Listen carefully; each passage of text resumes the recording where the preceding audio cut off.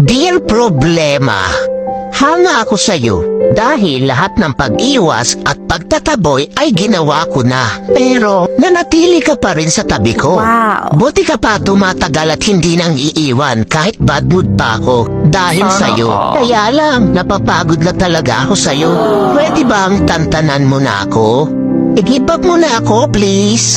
Mag-break na tayo, problema. Hindi na kita kayang tagalan. Kaya, iba na lang mahalin mo. Mababaliw na ako kaiisip sa'yo. Pwede, ikaw na lang mag-isip sa akin. Ikaw naman mamroblema sa akin. At nakakapagtaka ka rin problema, no?